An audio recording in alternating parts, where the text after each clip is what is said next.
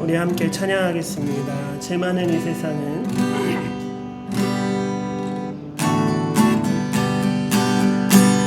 죄 많은 이 세상은 내 집안이네. 구하는 저 하늘에 있네. 저 천국 문을 열고 나를 부르네. 나는 이 세상에 정들 수 없도다. 오 주님 같은 친구 없도다. 저 천국 없으면 나 어떻게 하나. 저 천국 문을 열고 나를 부르네. 나는 이 세상에 정들 수 없도다. 저 천국에서 모두 날 기다리네. 내 주 예수 피로 죄 씻음 받았네. 나 비록 약하나 주님 날 지키리. 나는 이 세상에 정들 수 없도다. 오 주님 같은 친구 없도다. 저 천국 없으면 나 어떻게 하나. 저 천국 문을 열고 나를 부르네. 나는 이 세상에 정들 수 없도다. 저 영광의 땅에 나 길이 살겠네. 손잡고 승리를 외치는 성도들. 내 기쁨 찬송하는 울려 퍼지네. 나는 이 세상에 정들 수 없도다. 오 주님 같은 친구 없도다. 저 천국 없으면 나 어떻게 하나. 저 천국 문을 열고 나를 부르네. 나는 이 세상에 정들 수 없도. 오 주님 같은 친구 없도다. 저 천국 없으면 나 어떻게 하나. 저 천국 문을 열고 나를 부르네. 나는 이 세상에 정들 수 없도다. 아멘. 우리 또 기쁜 마음으로 찬양하겠습니다. 잠시 세상에 내가 살면서 항상 찬송 부르다가 날이 저물어 오라 하시며 영광 중에 나가리. 열린 천국문 내가 들어가 세상 내려놓고 빛난 면류관 받아 쓰고서 주와 함께 길을 살리. 눈물 골짜기 더듬으면서 나의 갈 길 나가는 주의 품 안에 내가 안기어 영원토록 살리로다.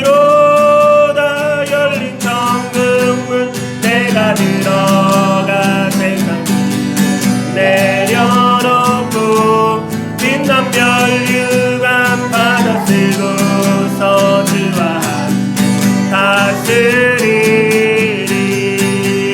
한숨 가시고 죽음 없는 날 사모하며 기다리. 내가 그리던 주를 배울 때 나의 기쁨 넘치리라. 열린 천국문 내가 들어가 세상 내려놓고 빛난 면류관 받아 쓰고서 주와 함께 다스리리.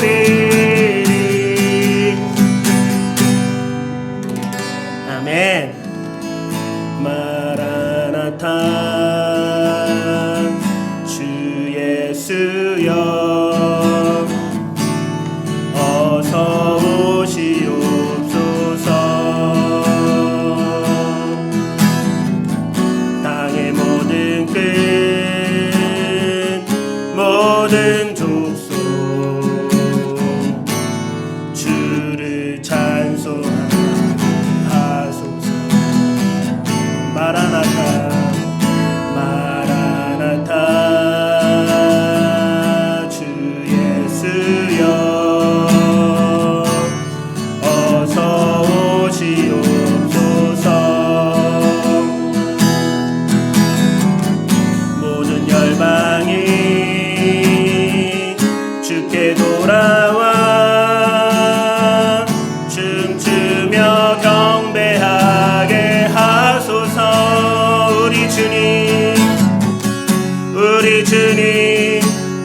다시 오실 길을 만들자.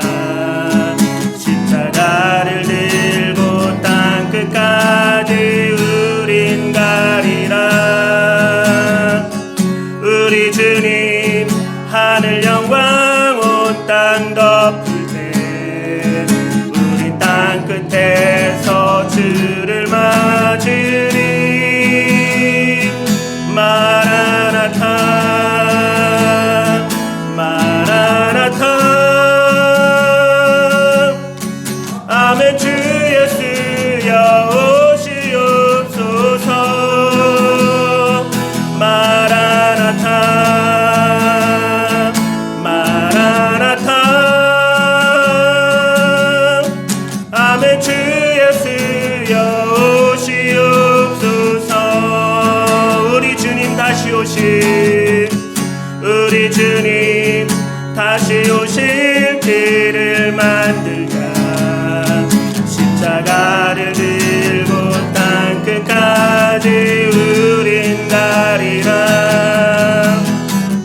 우리 주님 하늘 영광 온 땅 덮을 때 우린 땅 끝에서 주를 맞으리.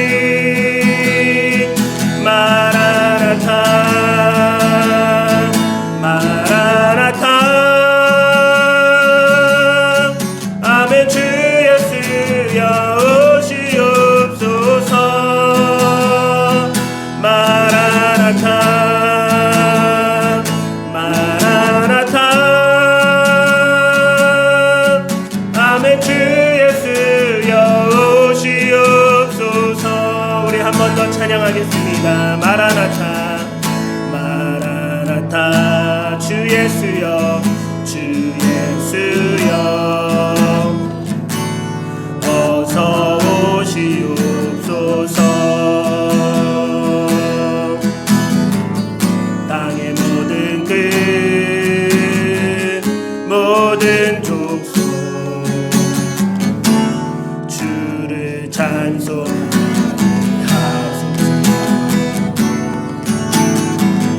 마라나타 주 예수여 어서 오시옵소서. 모든 열방이 주께 돌아와 춤추며 경배하게 하소서. 우리 주님 다시 오실 길을 만들자. 십자가를 들고 땅 끝까지 우린 가리라. 우리 주님 하늘 영광 온 땅 덮을 때 우린 땅 끝에서 주를 맞으리. 마라나타 마라나타. 아멘. 주 예수여 오시옵소서. 마라나타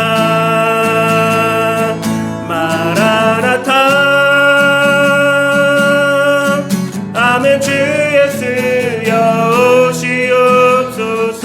우리 주님 다시 오실, 우리 주님 다시 오실 길을 만들자. 십자가를 들고 땅 끝까지 우린 가리라. 우리 주님 하늘 영광 온 땅 덮을 때 우린 땅 끝에서 주를 맞으리. 마라나타 마라나타. 아멘. 주 예수여 오시옵소서. 마라나타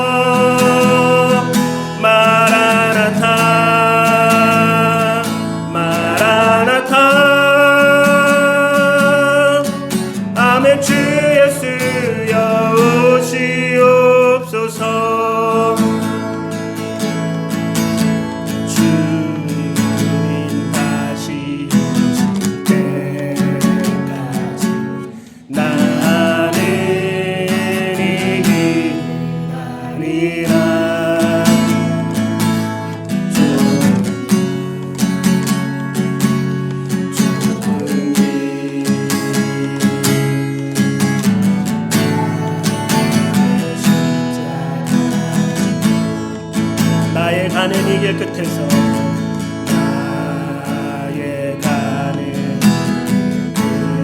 끝에서 나는 주님을 위하 영광의 내 주님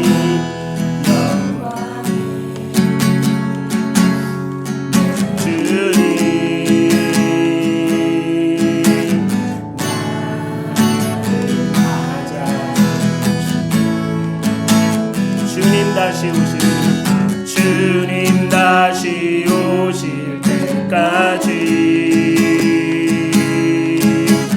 나는 일어나 달려가리라. 주의 영광 온 땅 덮을 때 나는 일어나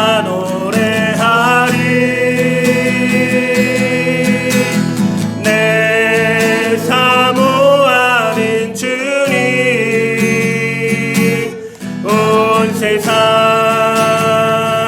굳으시라. 내 사모하는 주님 영광의 왕이시라. 내 사모하는 주님 내 사모하는 주님 온 세상 굳으시라. 내 사모하는 주님 영광의 왕이시라. 우리 한 번 더 내 사모하는 주님 온 세상 굳으시라. 내 사모하는 주님 영광의 왕이시라.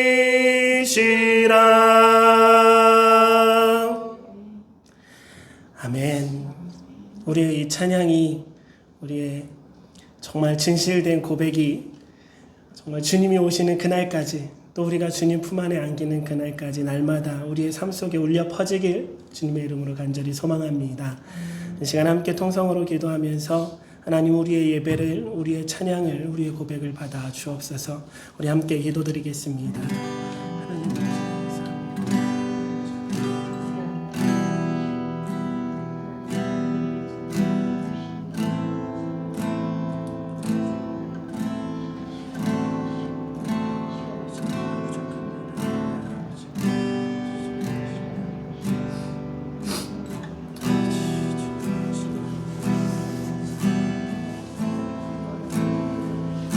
우리 다 함께 사도신경으로 우리의 신앙 고백을 하나님께 올려드리겠습니다.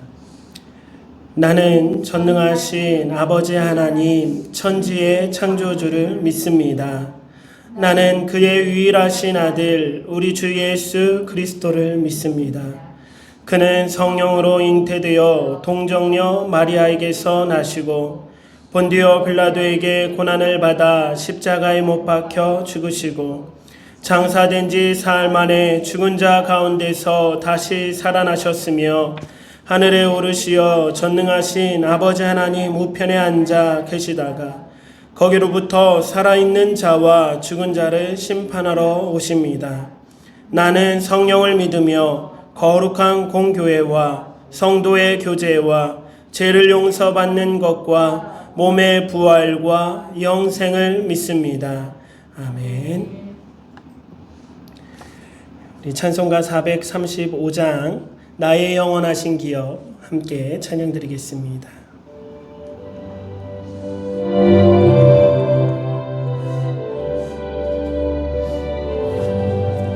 나의 영원하신 기업 생명보다 귀하다.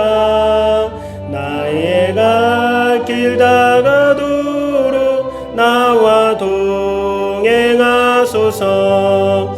주께로 가까이 주께로 가오니 나의 갈 길 다가도록 나와 동행하소서. 세상 부귀 아니함과 모든 명예 버리고 험한 길을 가는 동안 나와 동행하소서. 주께로 가까이 주께로 가오니 나의 갈 길 다가도록 나와 동행하소서. 어두운 골짝 지나가며 험한 바다 건너서 천국 문에 이르도록 나와 동행하소서. 주께로 가까이 주께로 가오니 나의 갈 길 다가도록 나와 동행하소서.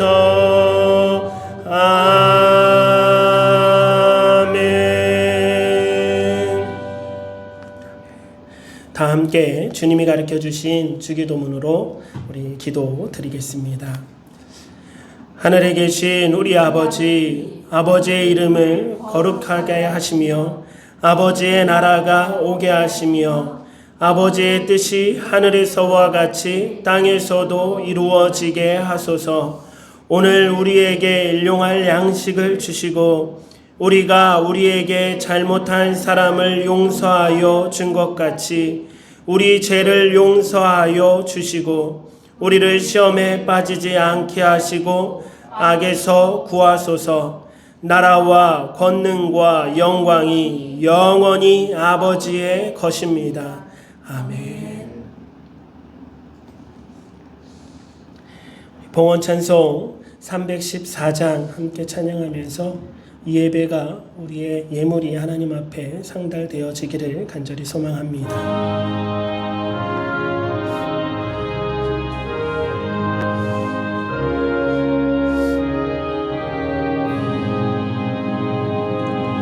내 구주 예수를 더욱 사랑 엎드려 비는 말 들으소서. 내 진정 소원이 내 구주 예수를 더욱 사랑 더욱 사랑. 이전에 세상 나 기뻤어도 지금 내 기쁨은 오직 예수. 다만 내 비는 말 내 구주 예수를 더욱 사랑 더욱 사랑. 이 세상 떠날 때 찬양하고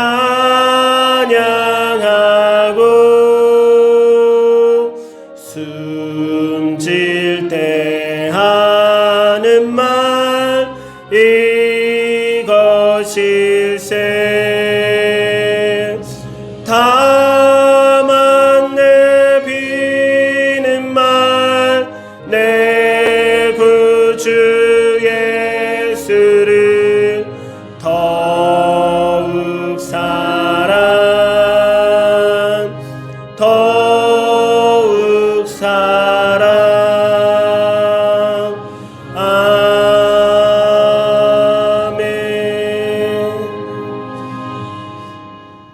함께 기도드리겠습니다.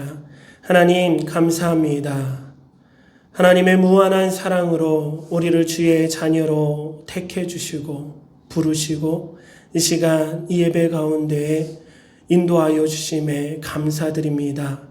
하나님의 사랑이 얼마나 큰지 다 헤아릴 수조차 없음을 우리가 날마다 고백하지만 그러나 정작 하나님을 향한 예수님을 향한 우리의 사랑이 너무나 미약했음을 또한 이 시간 회개합니다. 이 찬양의 가사처럼 우리의 소원이 주님을 더욱더 사랑하기를 날마다 어제보다 오늘이 오늘보다 내일이 더 주님의 사랑 가운데 거할 수 있는 저희들의 삶이 저희들의 영혼이 되게 하여 주옵소서. 이 예배가 그렇게 주님 앞에 드려지는 예배가 되기를 간절히 소망합니다. 그 어떠한 요구도 그 어떠한 우리의 이기적인 이유도 아닌 온전히 하나님의 하나님 되심을 찬양하는 예배가 되게 하여 주옵시고 하나님의 영광을 사모하며 하나님 품으로 나아가는 저희들의 예배가 되게 하여 주옵소서. 또한 이 예배를 흠양하여 주실 뿐만 아니라 주님 앞에 드려지는 갖가지의 예물을 흠양하여 주옵소서. 주일 헌금을 흠양하여 주옵시고 또 감사의 제목을 담아 주님 앞에 드려지는 예물을 흠양하여 주옵소서. 우리의 삶 가운데 감사가 주렁주렁 열매 맺혀지는 올 한 해가 되게 하여 주옵시고 하나님의 나라를 위하여 선교 헌금 드리는 많은 손길들 주님께서 어여삐 여겨 주시사 그들의 헌신을 통하여 주의 나라가 확장되어져 갈 수 있게 하여 주옵시고 복음을 전하는 사명자들이 힘있게 그 사명을 전파해낼 수 있도록 하나님 도와 주옵소서. 예배 온전히 주님 앞에 내어 맡깁니다. 주관하여 주옵시고 주님 홀로 영광 받아 주옵소서. 감사하며 우리 주 예수 그리스도 이름으로 기도드립니다. 아멘. 우리 함께 하나님 말씀 나누겠습니다. 함께 나눌 본문 말씀 신약성경 데살로니가전서 4장 13절에서 18절 말씀입니다. 데살로니가전서 4장 13절에서 18절 말씀 우리 앞에 나와 있는 우리말 성경으로 함께 합독하여 읽겠습니다. 형제 자매 여러분, 우리는 여러분이 잠든 사람들의 문제를 모르고 지내는 것을 바라지 않습니다. 이는 여러분이 소망을 가지지 못한 다른 사람과 같이 슬퍼하지 않게 하려고 하는 것입니다. 우리는 예수께서 죽으셨다가 살아나신 것을 믿습니다. 이와 같이 하나님께서 예수 안에서 잠든 사람들도 예수와 함께 데리고 오실 것입니다. 우리가 주님의 말씀으로 여러분에게 이것을 말합니다. 주께서 오실 때까지 살아남아 있는 우리가 이미 잠든 사람들보다 절대로 앞서지 못할 것입니다. 주께서 호령과 천사장의 소리와 하나님의 나팔 소리와 함께 친히 하늘로부터 내려오실 것이니 그리스도 안에서 죽은 사람들이 먼저 일어나고 그 다음에 살아남아 있는 우리가 그들과 함께 구름 속으로 이끌려 올라가서 공중에서 주님을 영접할 것입니다. 그리하여 우리가 항상 주와 함께 있을 것입니다. 그러므로 여러분은 이런 말로 서로 위로하십시오. 아멘.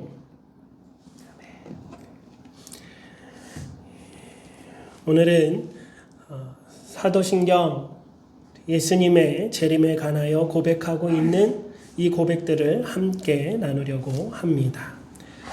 거기로부터 살아있는 자와 죽은 자를 심판하러 오십니다.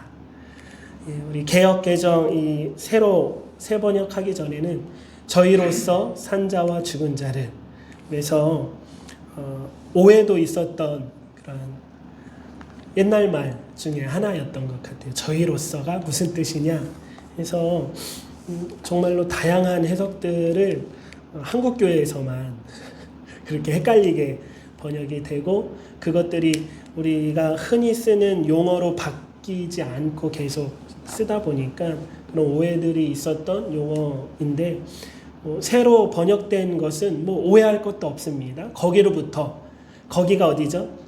바로 전에 우리가 고백했던 하나님 보좌 우편 왕좌에 앉으셨던 예수님께서 이제 마지막 그 구원의 완성을 이루시기 위하여 거기로부터 산자와 죽은 자를 심판하러 오십니다 라는 고백을 우리가 매 주일마다 예배 때마다 그렇게 고백하고 있습니다. 오늘 함께 나눌 예수님의 재림에 관하여는 정말로 할 말이 많습니다. 정말 다양한 해석들이 있고 정말 다양한 주장이 있고 견해들이 있고 신학들이 있습니다. 그만큼 재림이라는 주제는 성서에 나오는 수많은 주제들 중에 우리의 관심이 끌만한 주제이긴 해요. 궁금하잖아요. 먼저 우리가 결론을 내리고 이 말씀을 나누도록 하는 것, 중요한 결론은 재림신앙이 우리에게 정말로 중요하다라는 거예요. 정말로 중요하다라는 거예요. 브루너라는 신학자가 이런 말을 했대요. 우리의 믿음이 사다리라면, 우리의 신앙과 믿음이 사다리라면 그 사다리는 예수님의 초림이라는 땅에 딱 지탱해 있어야 되고 재림이라는 그 구름에 딱 걸쳐져 있어야 된대요. 이 말은 뭐냐면 예수님의 초림에 딱 지탱하지 않으면 사다리가 우리가 올라갈 수가 없는 거예요. 불안해서. 지붕에만 걸쳐있고 땅에는 없어. 막 흔들거려. 불안해서 갈 수가 없는 거예요. 반대로 예수님의 초림에는 딱 서 있는데 재림신앙이 별로 강하지 않고 흔들려서 어디에 걸쳐지지 않는 거예요. 이 사다리가. 그러면 우리의 신앙과 우리의 믿음이 제대로 올라가지 못한다라는 그런 비유와 은유를 했더라고요. 그만큼 우리의 신앙이라는 사다리는 어디에 지탱해 있어야 된다? 예수님의 초림에 지탱해 있고 그 사다리는 예수님의 재림이라는 구름에 딱 걸쳐서 튼튼하게 딱 있어야 우리가 흔들림 없이 갈 수 있다라고 비유하더라고요. 또 재림이라는 이 신앙, 이 고백, 이 믿음은 바울이 고백했던 것처럼 바울이 가르쳤던 것처럼 부활이 우리에게 없다면 우리의 믿음은 헛것이요 우리가 세상 사람들 중에 가장 불행한 사람이다 라고 얘기한 것과 같은 의미이지 않습니까? 예수님의 재림, 그래서 구원의 완성이 없다면 우리의 믿음도 헛것이고 우리의 소망도 헛것이고 세상 사람들 중에 우리가 제일 불행한 사람이지 않을까 생각합니다. 그러나 재림이라는 것이 말도 많고 탈도 많은 것은 저는 설교 준비하면서 딱 떠오른 게 고무줄이나 제가 쳤던 기타줄이 떠오르더라고요. 재림신앙이 딱 그 적당하게 어떻게 보면 기타는 정확하게 딱 땡겨져야 그 소리가 나거든요. 그러니까 정확하게 그 소리가 날 정도로 딱 탱탱하게 땡겨져야 되는데 너무 팽팽하게 막 땡겨지면 소리가 엄청 예민해집니다. 그러다가 나중에 어떻게 되죠? 끊어지죠. 그렇게 극단으로 가는 것도 안 되고 또 너무 느슨해가지고 헐렁헐렁하면 소리가 어떻게 되면 이건 소리라고 할 수도 없어. 둥 이런 소리가 나요. 더 느슨하면 아무런 소리도 안 납니다. 그냥 흔들리는 소리만 나는 거예요. 우리의 재림이라는 예수님의 재림이라는 신앙이 그처럼 딱 우리가 균형 잡힌 신앙을 가지고 있지 않으면 양극단으로 갈 수밖에 없는 거예요. 너무 예민한 소리를 내다가 끊어지는 경우가 있거나 그것들을 경험한 한국교회가 재림이라는 말을 하면 안 되겠구나. 함부로 그거를 다루면 이단시되고 정죄당하고 또 성도들이 잘못하니까 아예 말을 안 하는 거예요. 그래서 한국교회에 그렇게 반작용으로서 아예 교회에서 재림을 얘기하지 않는 오히려 신학적으로도 재림을 아예 지워버리는 그러한 신학자들과 그러한 목회자까지 생긴 거예요. 재림 그거 생각하지 말라는 거예요. 확실하게 없다라고 얘기하는 신학자도 제가 공부하다 보니까 있더라고요. 그러니까 재림은 없고 이미 성경에 나온 재림에 관한 수많은 말씀들은 다 성령님의 임재로 다 이루어졌다라고 얘기를 하더라고요. 근데 그렇게 해석할 수 없는 본문들이 너무나 많은데 그래서 아예 기타줄을 느슨하게 해버린. 재림은 하나님의 분명한 약속인 줄 믿습니다. 성경에는 분명히 예수님의 재림의 약속에 관한 말씀들을 계속 기록해내고 있습니다. 구약뿐만 아니라 특히 신약은 오실 메시아를 증거하는 책임과 동시에 다시 오실 예수님을 증언하고 예언하고 있는 책이기 때문에 너무나 많은 본문들이 그렇게 기록하고 있습니다. 다 볼 수는 없지만 우리 마가복음 13장 말씀을 같이 읽어보겠습니다. 시작. 그때 사람들은 인자가 큰 권능과 영광 가운데 구름을 타고 오는 것을 볼 것이다.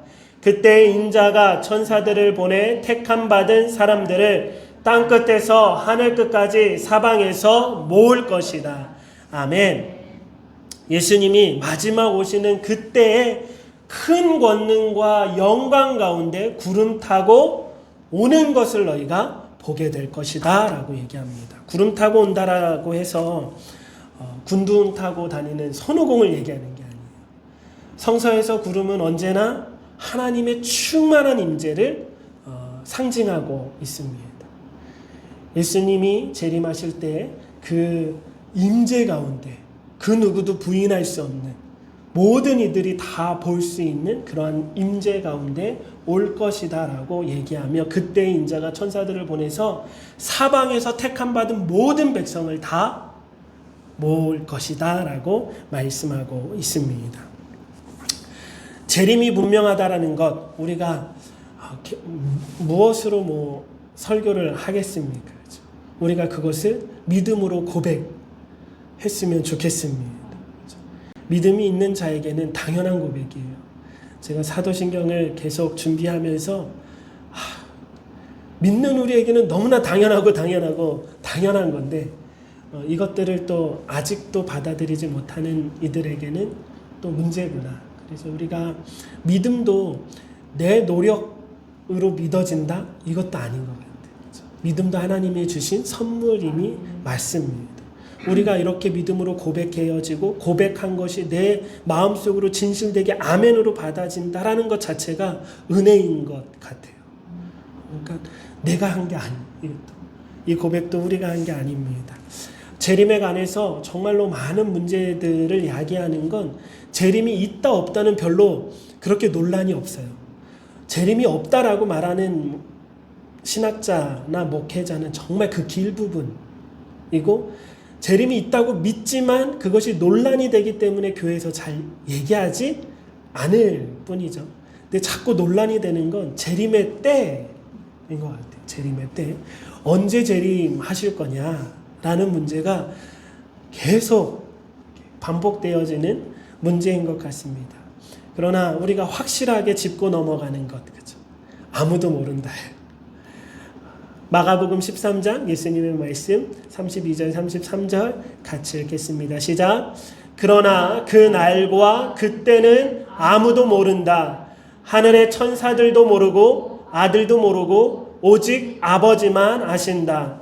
조심하고 깨어 있어라. 그때가 언제인지를 너희가 모르기 때문이다. 아멘. 아무도 모른다. 아무도 모른다. 아무도 모르니 너희는 어떻게 해라?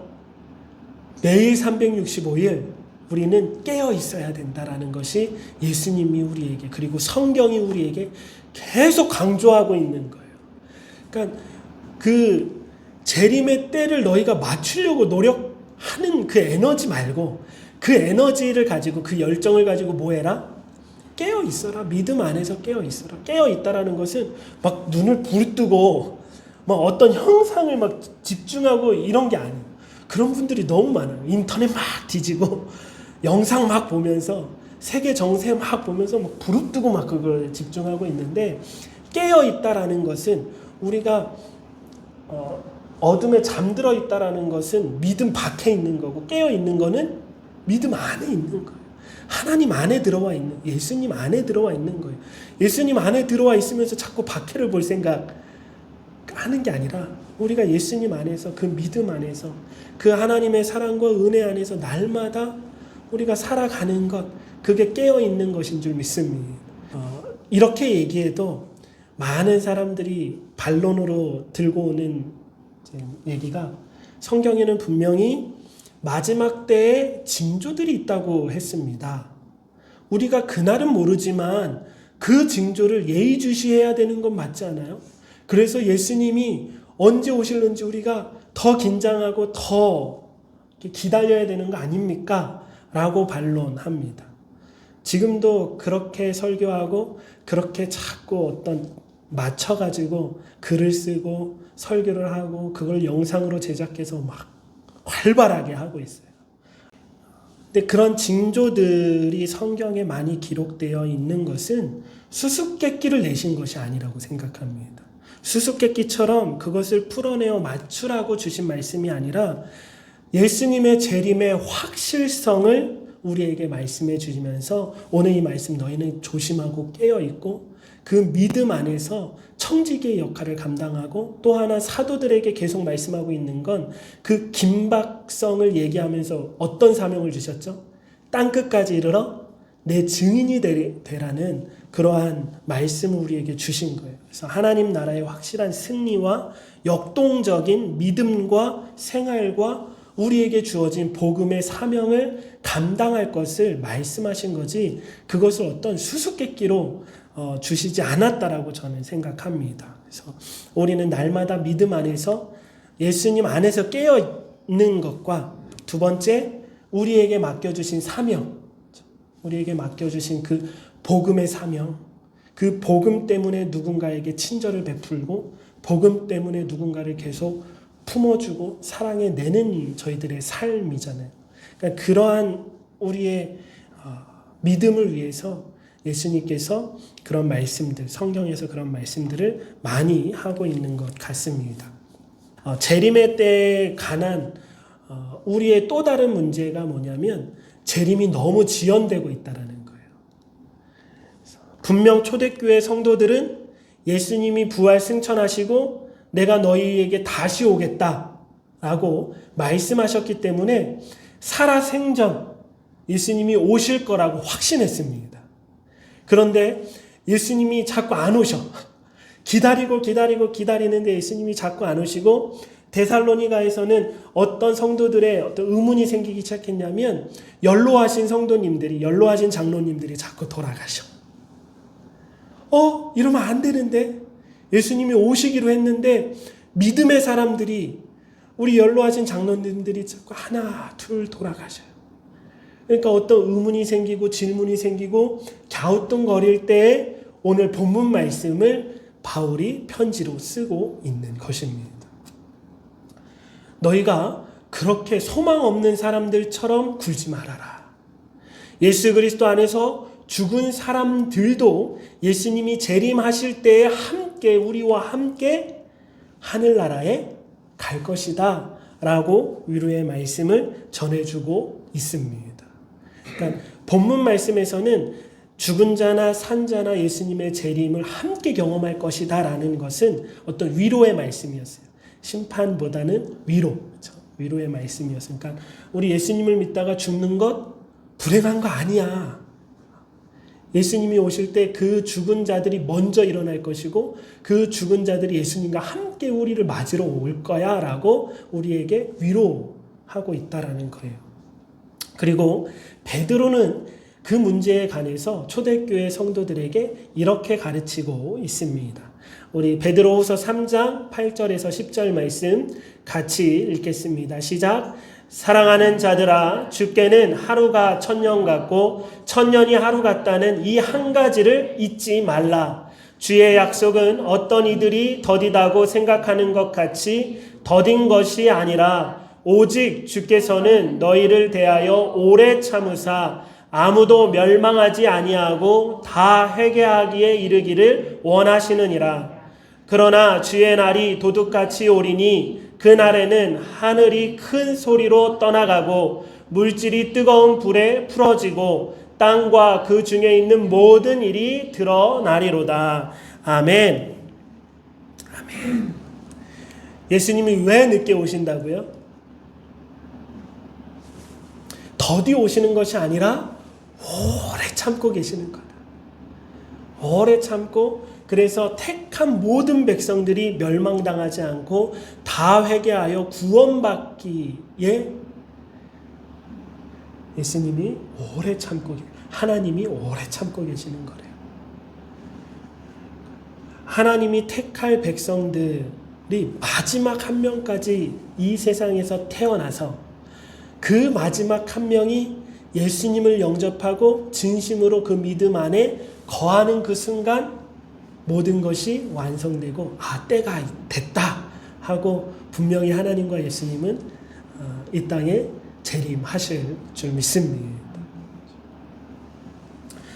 우리 베드로후서 3장 8절 말씀이 정말 유명한 말씀이잖아요. 사랑하는 자들아, 주께는 하루가 몇 년 같고 천년 같고 천년이 하루 같다라는 이 한 가지를 너희는 결코 잊지 마라. 이 말씀이 유명한데 이 말씀이 우리 전 우주의 역사 속에 언제 가장 이 말씀이 적용될까요? 저는 두 가지 사건에 이 말씀이 확실하게 적용된다고 생각합니다. 하나는 이 8절의 말씀이 하나님의 창조 사역에 적용이 됩니다. 분명히 성경에는 창조가 7일로 우리에게 고백하고 있지만 그 7일이 우리가 생각하는 일주일이 결코 아니에요. 우리가 생각하는 1, 2년 정도가 아닐 수도 있습니다. 왜냐하면 이 말씀이 그 창조 사역에 확실하게 저는 적용된다고 생각해요. 그래서 교회를 다니는 지식인들, 교회를 다니는 창조를 믿지만 과학자, 창조를 믿지만 의학자들도 이 말씀 안에서 그런 것들이 이해되어지거든요. 근데 아예 그냥 문자 그대로 해석하면 다 떠나가야 돼요. 과학자도 떠나가야 되고 의사도 떠나가야 되고. 왜냐하면 여기에서 우리가 탐구하고 연구하는 과학과 창세기에서 얘기하고 있는 그러한 진술하고는 너무 깰래야 깰 수가 없어요. 근데 구약 신학 하시는 교수님들도 창조의 7일은 7일이 아니다. 그거는 그렇게 말할 수가 없다. 라고 얘기하는 것이 문학적으로도 맞고요. 저는 이 8절의 말씀이 분명히 창조에 적용이 된다고 생각합니다. 저는 몰라요. 과학도 모르고 그것을 내다볼 수도 없고 돌아가서 볼 수도 없고, 그러나 하나님의 역사하심은 우리가 도저히 상상해낼 수 없는 시간대 속에서 온 우주 만물을 창조하셨을 것이다. 그리고 이 8절의 말씀이 지금 베드로는 어디에 적용하고 있는 거예요? 예수님의 재림에 적용하고 있는 거예요. 그러니까 전 인류, 전 우주의 역사 속에 이 하나님의 시간 개념은 창조에도 적용되고 종말에도 적용되는 거예요. 그러니까 우리가 당장 내일 예수님이 오셔도 전혀 이상할 게 없고요. 2000년 살았는데, 예수님이 부활승천하신 후에 2000년이 지났는데 또 2000년이 지난 후에 오신다고 해도 전혀 이상할 게 없습니다. 그래서 이 재림의 때를 우리가 너무 막 한 곳에 포커스를 두고 바라볼 때 문제가 생기는 거예요. 우리는 언제나 당장 언제 오신다라고 생각하고 내일 오신다고 생각하고 그렇게 신앙생활 해야 됩니다. 이 칼빈이 얘기했던 말 중에 하나가, 우리의 신앙생활은 어제 예수님이 십자가에 달려 돌아가셨다라고 보고 오늘 예수님이 부활 승천하셨다라고 믿고 내일 예수님이 재림하실 거라고 생각하고 살아가자라는 말입니다. 우리에게는 어떻게 보면 시간적으로는 오래전 얘기잖아요. 예수님이 십자가에 달려 돌아가시고 부활 승천하시고, 또 예수님의 재림이 너무 막연하게 생각하고 지금은 오히려 김박성보다 그냥 느슨해진 한국교회, 느슨해진 전 세계의 그리스도인이잖아요. 예수님의 재림을 당장 내일이라고 생각 안 하고 살아가는 우리의 신앙, 저의 신앙인 것 같아요. 근데 오늘도 이 말씀을 준비하고 일주일 동안 준비하고 전하면서 저도 느끼는 거, 그 말이 맞구나. 또 나눌 것은 재림의 목적이 무엇일까요? 재림. 예수님이 왜 이 땅에 오실까요? 우리 지난번에 계속 예수님이 부활 승천하신 것을 우리가 입체적으로 이미지화 했잖아요. 첫 번째는 예수님이 대제사장으로서 하늘 지성소에 오르셨다. 하늘 지성소에 오르셔서 우리를 위해 대속 제사를 다 드리시고 그 지성소에서 내려오는 것은 그 대속제일의 완성을 의미합니다. 우리가 그 대제사장이 하늘 지성소에 들어가 있을 때는 다 기다리고 있는 거죠. 근데 그 지성소에서 대제사장이 다 속죄를 마치고 나오는 순간 환희와 기쁨이 막 솟구치는 것처럼 그 이미지에서도 예수님의 재림은 완성이고요. 또한 신약 갈릴리 지방의 혼인잔치와 같은 이미지에서도 예수님이 우리와 약혼한 후에 아버지 집에 가셔서 우리가 거할 곳을 다 완성하시고 재림하는 그 순간이 바로 그 혼인식의 완성이잖아요. 나팔을 불며 그 신부를 데리러 와서 완전히 혼인잔치를 여는 거예요. 그때도 완성입니다. 그러니까 예수님의 재림은 완성을 의미합니다. 예수님의 재림은 하나님의 구속사의 완성입니다. 그리고 그 완성은 최후의 심판으로 이루어진다라고 우리가 사도신경으로 고백하고 많은 성경의 본문들이 고백하고 있는 것입니다. 거기로부터 산자와 죽은 자를 심판하러 오십니다. 이 문장이 우리의 신앙 고백이요, 우리의 믿음의 고백입니다. 예수님이 재림으로 모든 것을 완성하시는데 그 완성의 끝에는 뭐가 있다? 최후의 심판이 있다. 심판. 아까도 말씀드렸다시피 오늘 본문 말씀 데살로니가 전서에게 말하고 있는 것은 어떤 위로의 목적이 더 커요. 산자나 죽은 자나 그 재림으로 인해서 다 하나님의 영광 가운데 거한다라는 위로의 목적이 크지만 같은 바울 사도의 본문에서는 마지막 그 심판대 앞에 모든 자가 다 설 거다라고 얘기해요. 산자나 죽은 자. 이것은 전 인류 아담과 하부터 시작해서 마지막 그 한 사람까지 전 인류가 최후의 심판대 앞에 설 것이다라고 말씀하고 있습니다. 로마서에서 우리가 다 하나님의 심판대 앞에 서리라. 고린도서 5장에는 우리가 다 하나님 앞에 드러난다. 심판대 앞에 드러난다라고 말씀하고 있습니다. 산자나 죽은 자나 예외 없이. 이 표현은 산자와 죽은 자를 따로 나누려고 했다기보다는 모든 사람을 일컫는 표현이다라고 보는 게 더 정확합니다. 그리고 이 표현 안에는 예수님을 믿는 자나 믿지 않는 자나 마찬가지 모든 사람이 다 심판대 앞에 서게 되어 있습니다. 요한복음 5장 29절 말씀에 선한 일을 행한 자는 무슨 부활로? 생명의 부활로. 악한 일을 행한 자는 심판의 부활로 나오리라. 그러니까 예수님을 믿는 자도 부활하고 믿지 않는 자도 뭐 하는 거예요? 부활해서 심판대 앞에 서고 징벌을 당하는 거예요.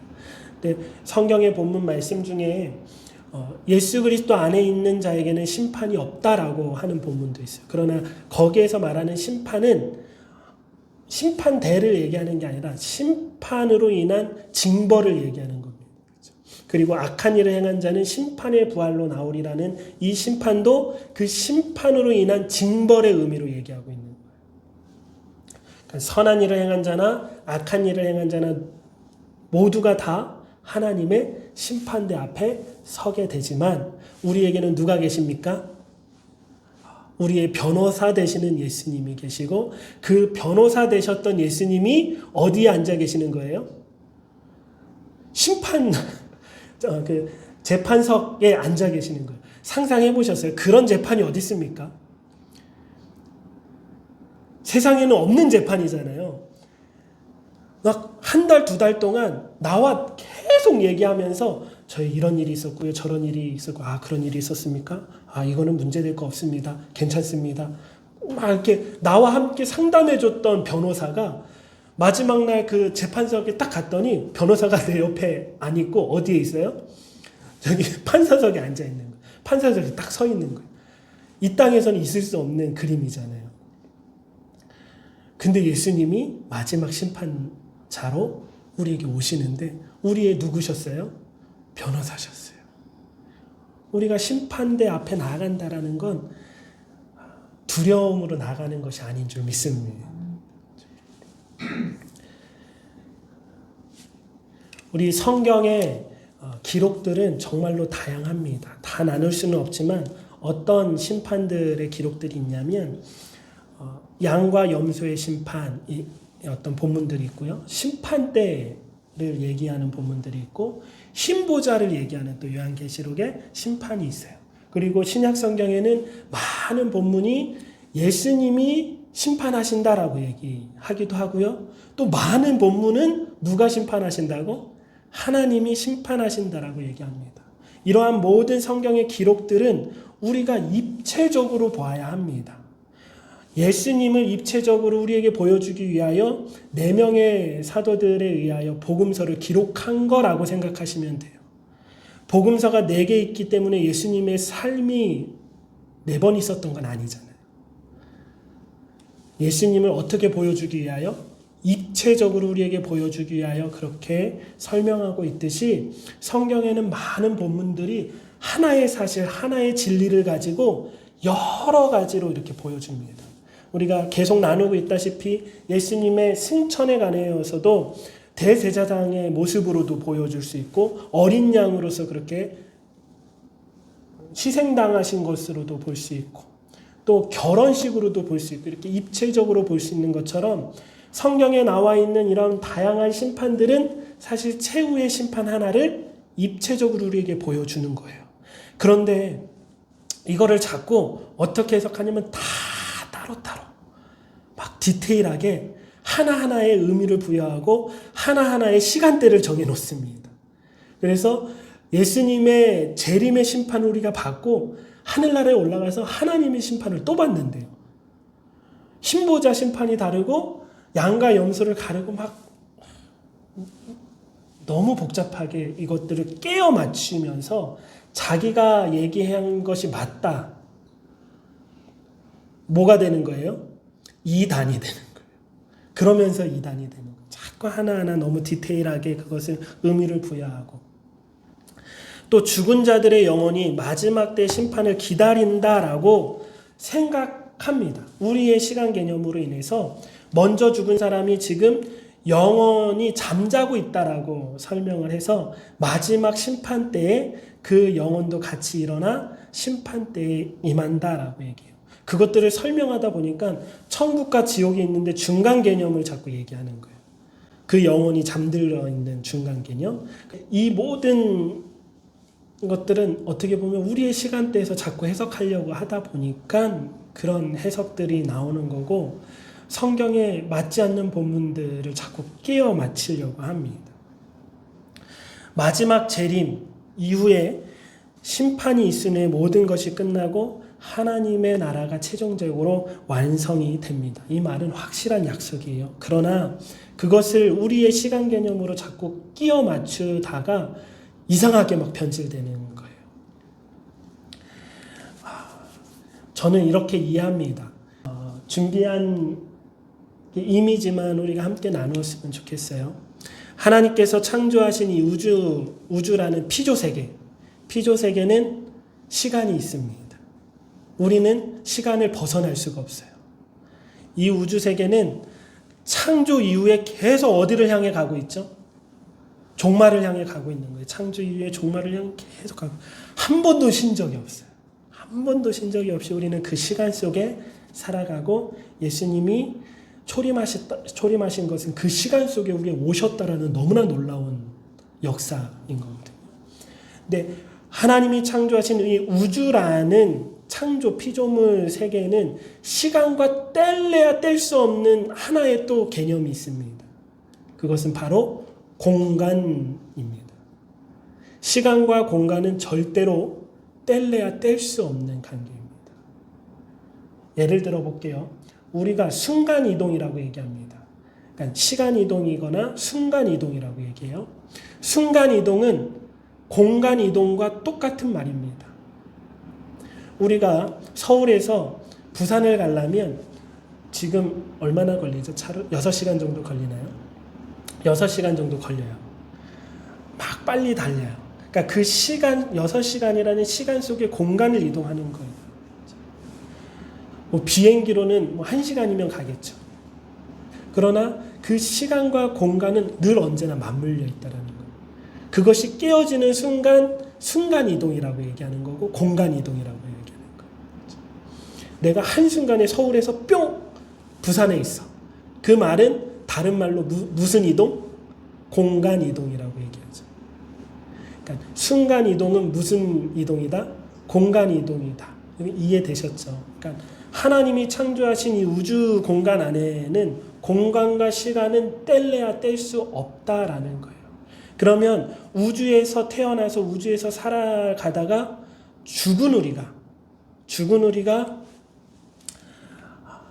하나님의 심판대 앞에 갑니다. 심판대 앞에 간다라는 것은 우주 밖으로 나가는 거예요. 사람이 어디로 나가는 거라고요? 제가 이거 만들면서 재밌었는데 우주 밖으로 나가는 거예요. 우주 밖으로 나간다라는 것은 공간만 나가는 것이 아니라 우주 안에 같이 맞물려 있었던 시간대에서도 벗어나는 겁니다. 우리가 생각하기에 하나님을 열심히 믿다가 어저께 죽은 성도나 10년 전에 죽은 성도나 100년 전에 죽은 성도가 우리 시간 개념에서는 종말을 기다리는 것 같잖아요. 마지막 그때를 기다리는 것 같잖아요. 그러나 이 우주 공간을 벗어나는 순간 그 시간 개념은 사라져버립니다. 그러니 100년 전에 죽은 성도가 하나님 품 안에 안기는 것과 어제 죽은 성도가 하나님 품 안에 안기는 것과 100년 후에 죽을 성도가 하나님 품에 안기는 것은 우리의 개념과는 완전히 다르다. 이것을 저는 이해한다면 우리가 그렇게 성경을 보면서 막 깨어 맞추려고 하지 않아도 심플해지는 우리의 신앙인 것 같아요. 얼마나 심플합니까? 예수님이 마지막 때에 다시 오셔서 완전히 전 우주 만물을 정말 끝내실 날이 분명히 있습니다. 그리고 새 하늘과 새 땅으로 우리를 인도하십니다. 새 하늘과 새 땅은 결코 우주 공간에 없습니다. 저는 확신해요. 옛날에 저는 그런 얘기 들었어요.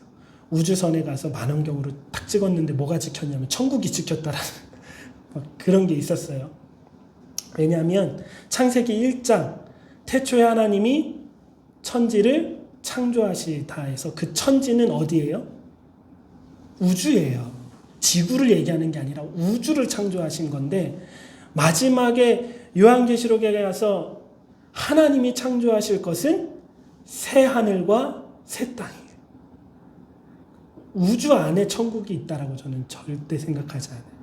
그래서 이 우주 공간에서 벗어난다라는 것은 우리의 시간에서도 벗어나는 거기 때문에 우리가 생각하는 2000년, 우리가 생각하는 3000년, 그래서 1000년 전에 죽은 성도가 종말이 오는 그 순간까지, 뭐 종말이 이를테면 2500년이 종말이라면 2500년을 기다려야 되는가? 그렇게 생각하지 않아도 된다라는 거죠. 그래서 종말이라는 것은 신학적으로도 두 가지를 얘기합니다. 하나는 어떤 종말이죠? 개인적인 종말이 있고 또 하나는 최종적인 역사적인 종말을 이야기합니다. 개인적인 종말이 훨씬 더 우리에게 긴박해요. 개인적인 종말이 훨씬 더 우리에게 확실합니다. 내가 죽는 그 순간까지 예수님이 안 오실 수도 있고 오실 수도 있지만 정말로 확신할 수 있는 건 개인적인 종말은 누구나 이해가 없다라는 것이고 훨씬 더 빠르다라고 저는 생각합니다. 그런데 많은 이단들이, 많은 성도님들이 그걸 광고하는 것 같아요. 막 최종적인 역사적인 종말을 가지고 막 적그리스도가 어떠니, 666이 어떠니, 베리칩이 어떠니 막 그런 얘기에 깨어가지고 거기에 막 집중하고 있는데, 사실은 예수님이 내일 오셔도 전혀 이상할 게 없다라는 말은 반대로 내일 내가 죽어도 이상할 게 전혀 없다라는 말이죠.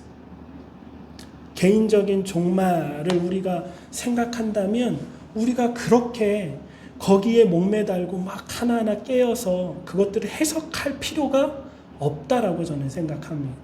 하루하루 하나님 신앙 안에서, 하나님 안에서, 예수 그리스도 안에서 우리가 살아가는 것, 그 믿음이 우리의 믿음이었으면 좋겠습니다.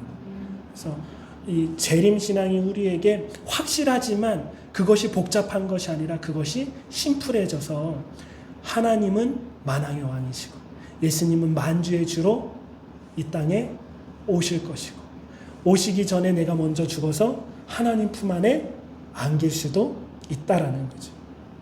그래서 오늘 내가 죽으면 기다리고 자시고가 아니라 하나님 보좌 앞에 나아가서 하나님 품 안에서 우리가 안겨 있는 줄 믿습니다. 그리고 그곳에서 우리가 생각하는 기다림보다는 훨씬 더 짧게 마지막 종말을 보게 될 것입니다. 하나님의 나라는 하나님과 같이 천년이 하루 같고 하루가 천년 같은 시간이기 때문이에요. 우리가 하나님 품 안에 안긴다라는 것은 그 하나님의 시간대에 우리가 들어간다라는 거거든요. 그러니까 이 땅에서는 종말이 천년 후에 있다고 할지라도 내가 오늘 죽어도 그 천년이 하루처럼 느껴져서 종말을 다 이루고 모든 하나님의 택한 백성들이 순간에 모여서 하나님을 찬양하고 막 혼인잔치하고 하는 날이 그 나라에서는 금방 오게 될 거라고 저는 믿어요. 그리고 그렇게 소망하고. 그래서 그러한 우리의 이 고백들이, 우리의 고백, 우리의 심플한 고백, 우리의 심플한 믿음, 그래서 막 복잡하게 막 여기저기 쫓아다니지 않았으면 좋겠어요. 우리 영상을 보시는 우리 성도님 중에도 그러지 않으셨으면 좋겠습니다. 제가 실제로 경험한 성도님들은 어떤 성도님이 계셨냐면, 자기네가 해석한 게 너무 맞아가지고 막 으쌰으쌰 했어요. 몇 명이.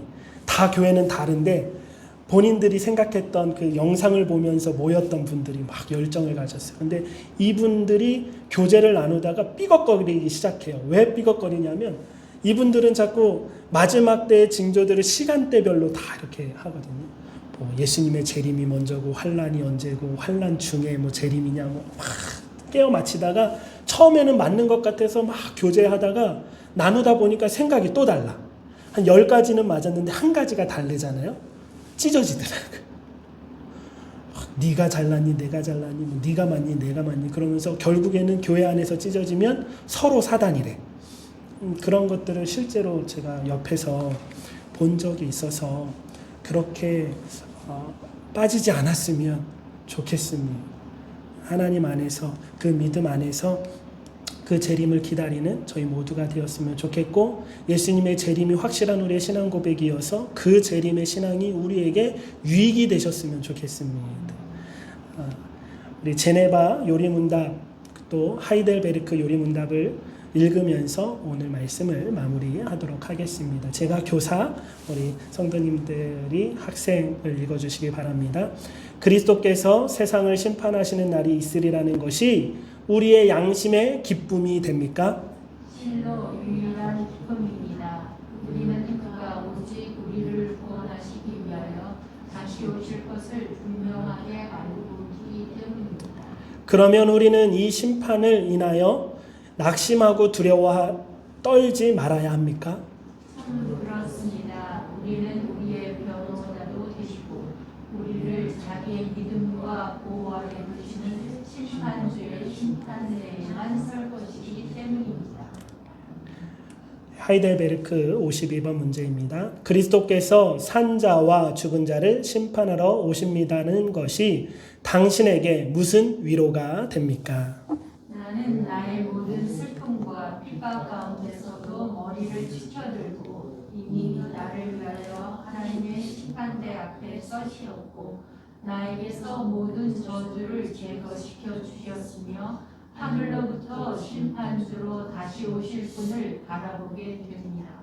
그는 자신과 나의 모든 원수들을 영원한 정죄에 넘겨주실 것이나 나는 그의 모든 택하신 자들과 더불어서 그에게로 이끄시어 하늘의 기쁨과 영광에 이르도록 하실 것입니다. 아멘.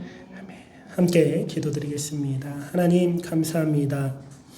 거기로부터 산자와 죽은 자를 심판하러 오십니다. 라는 이 신앙의 고백이 우리의 살아있는 진실된 고백이 되게 하여 주옵시고 이 재림의 신앙이 우리에게 위로가 되고 우리에게 기쁨이 되고 우리에게 소망이 되게 하여 주옵소서.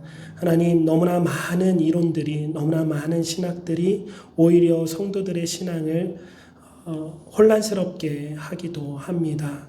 그러나 우리에게 믿음 안에서 지혜를 허락하여 주옵시고 균형 잡힌 신앙 안에서 정말 하나님을 사모하고 예수님의 재림을 사모하고 더욱이는 우리 개인적인 종말을 관가하지 않고 날마다 그렇게 하나님 은혜 안에 살아낼 수 있는 저희 모두가 되게 하여 주옵소서. 감사하며 우리 주 예수 그리스도 이름으로 기도드립니다. 아멘.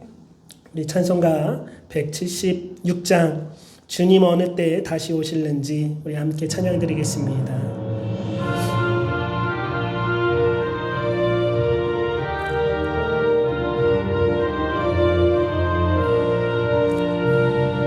주 어느 때 다시 오실는지 아는 이가 없으니 등 밝히고 너는 깨어 있어 주를 반겨 맞으라. 주 안에서 우리 몸과 마음이 깨끗하게 되어서 주 예수님 다시 오실 때에 모두 기쁨으로 맞으라. 오늘에 다시 오신다면 부끄러움 없을까? 잘하였다 주님 칭찬하며 우리 맞아주실까? 주 안에서 우리 몸과 마음이 깨끗하게 되어서 주 예수님 다시 오실 때에 모두 기쁨으로 맞으라. 주 예수님 맡겨주신 일에 모두 충성 다했나? 내 맘속에 확신 넘칠 때에 영원한 식 없겠네. 주 안에서 우리 몸과 마음이 깨끗하게 되어서 주 예수님 다시 오실 때에 모두 기쁨으로 맞으라. 주 예수님 언제 오실는지 한밤이나 낮에나 늘 깨어서 주님 맞는 성도 주의 영광 보겠네. 주 안에서 우리 몸과 마음이 깨끗하게 되어서 주 예수님 다시 오실 때에 모두 기쁨으로 맞으라.